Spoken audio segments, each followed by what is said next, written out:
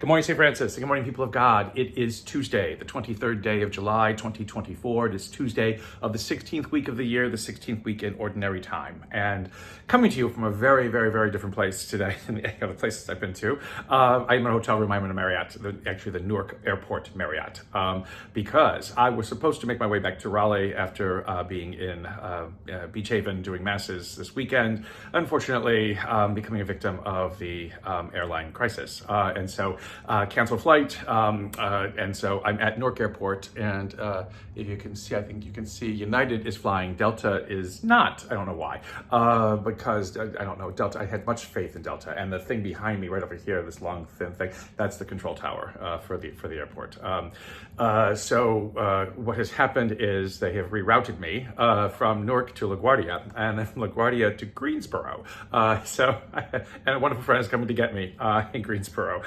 So hopefully she will be able to get me, and I will make it to Greensboro. Never been to Greensboro, never been to the airport, so that'll be an interesting kind of a day, an adventure today. So that is this afternoon. It is foggy, and there's been delays, and again, a lot of cancellations from Delta, but the smaller planes, which have difficulty flying in storms, which was another issue yesterday, I guess, sometimes are able to fly because they're the other, they're like the subgroups of Delta than is the larger planes.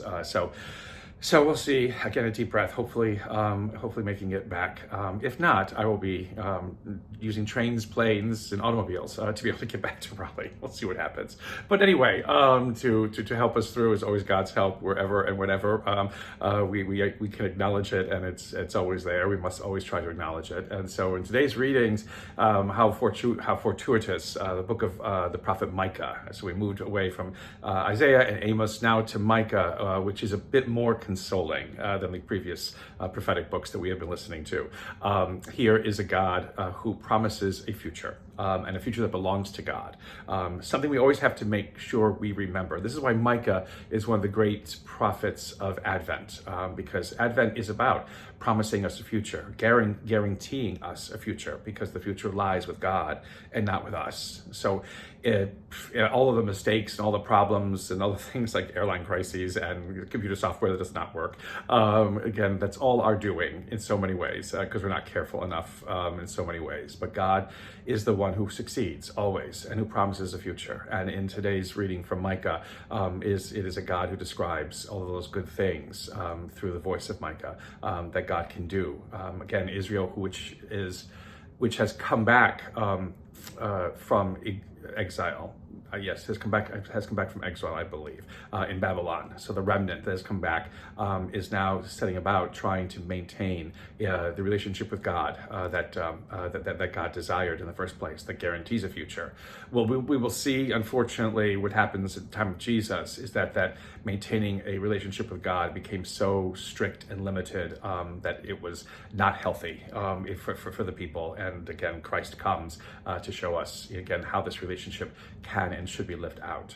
But knowing that God promises a future is something that always has to give us hope. And it may be most difficult to realize in times of crisis and difficulty, but it is always the truth. It is nothing but the truth that God is the one who guarantees and promises a future. In Matthew's gospel today, we have the interesting situation in which the Blessed Mother Mary, Jesus' mother, is coming with his brothers to bring him back home. And again, they says they want to see him. Now, again, why do they want to see him? It's not clear. Do they want to hear more in an intimate way about what it is that Jesus has to say? Or do they want to take him home because, again, he is a carpenter or a contractor. He is not somebody who should be preaching in the synagogues or anything else like that. And so they may have thought he lost his mind and he needs to be brought back home. And Jesus' response to that may seem incredibly insensitive by basically saying, who are my brother, my mother, my sisters, anybody that's related to me? It's those who hear the words that I speak and put them into practice.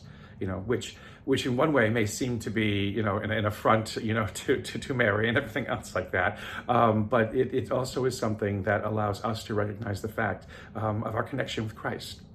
That connection is not that of a lord and vassals or a master and servants. It is that of a family member. It is that of somebody who we are allowed to relate to in a most profound, wonderful, and intimate way. Again, a God who does not want to be the one, who controls our lives in the sense of ordering us about and commanding us about, but a God who wants us to live lives that are full, that are happy, that are filled with wonder and beauty. And God does that by allowing us to have the choice of listening to Christ or not. When we listen to Christ, we see the world differently. We embrace the world differently. And we walk through the life with renewed hope and confidence. A blessed day, St. Francis and people of God. Pray for me that I get back to Raleigh. And may the Lord give you his peace.